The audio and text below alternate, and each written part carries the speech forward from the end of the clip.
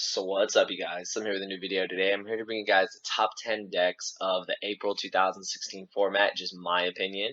I hope you guys will enjoy it. I'm trying some new editing like software and stuff, so bear with me. It might not be the best quality, but it'll still get the message across for what I feel are the top 10 decks, just in my personal opinion, and everyone's open to their own opinions.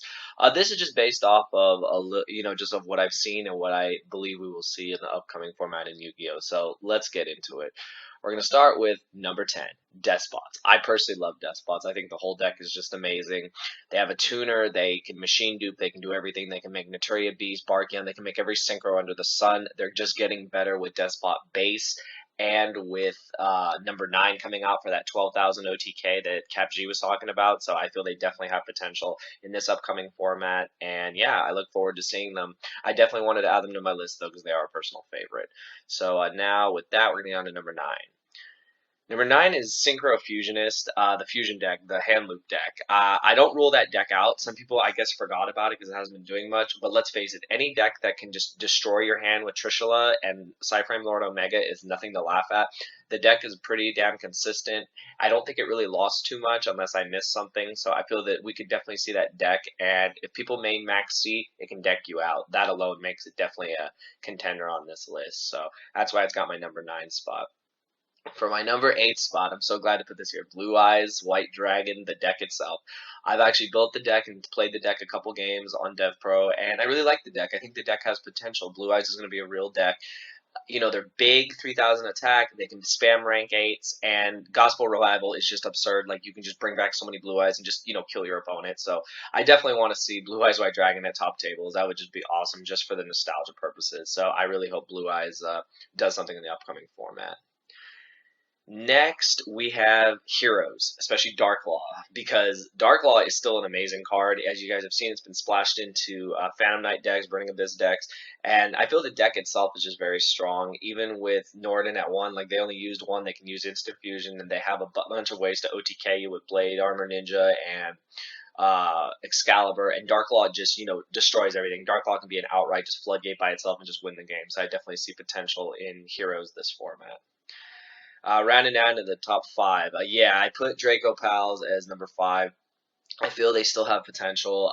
Even though they lost quite a lot, people are going to find a way because pendulums are just very strong, and just the cards that have been created for them are very strong, and they do still have key cards at 1, and they can make it work. And unlike the OCG, we have 3 sorcerers, so I feel something will definitely happen with Draco Pals. I'm not sure what route it'll go, but I feel we'll definitely see it in this upcoming format.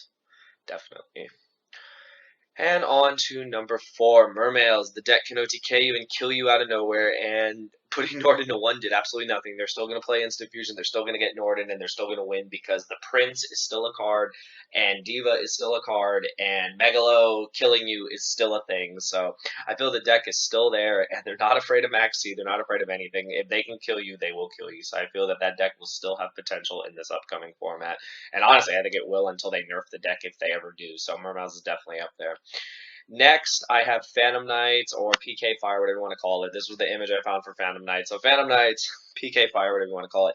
I'm not very familiar with the deck. I played it once. I was able to beat it at regionals. I know the deck has potential, and I know when you splash it with Burning Abyss, it's even crazier. So I can definitely see the deck doing well, not only by itself, but if it does become the hybrid, again, with Burning Abyss, aka PK Fire, it'll definitely have potential in this format. There's not much more I can say.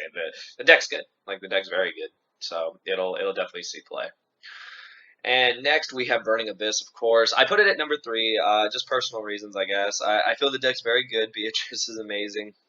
It might actually deserve the number 2 spot, but I feel that the deck does struggle against Cosmo, and at times it does struggle against Monarch's Domain, so that's why I put it at number 3. Beatrice is such an amazing card, though, that I could easily see it going to number 2 or number 1. I know some people put it as their number 1. This is just my personal opinion. Burning Abyss will definitely be in the top 3 for this format, absolutely, with no doubts. Number 2, personal favorite, Monarchs. Let's face it, Walk-in Floodgate, Domain. Stormforth is one of the most unfair cards in Yu-Gi-Oh! They have a D-draw that doesn't quit. Yes, the deck can brick, whatever. Every deck breaks in Yu-Gi-Oh! Like, people don't realize that every deck breaks in Yu-Gi-Oh! But the Monarchs themselves are insane. And the ability to just take away your opponent's field, clear your opponent's field, lock them under Domain, especially when they're playing an extra deck, is just absurd. And if you don't brick, you have one of the most powerful openings in the game. So I feel the deck's fantastic and deserves the #2 spot. And #1 is no surprise. Yeah, Cosmo. Not a huge fan of Cosmo, but I'll give the deck its due. It's a very powerful deck, it's a very explosive deck, and it can just absolutely destroy people. The deck lost one teleport, which is absolutely bullshit because Allure at 2 just gives them their consistency anyway. So I can definitely see the deck doing well, especially since everything's been reprinted. The deck costs like barely what it used to cost, so I can definitely see it doing well. But anyways, I hope you guys enjoyed this. I know it's kind of fast, but I don't want to bullshit you guys in the videos. So let me know what you guys think, and I will see you in the next video. Thank you for watching.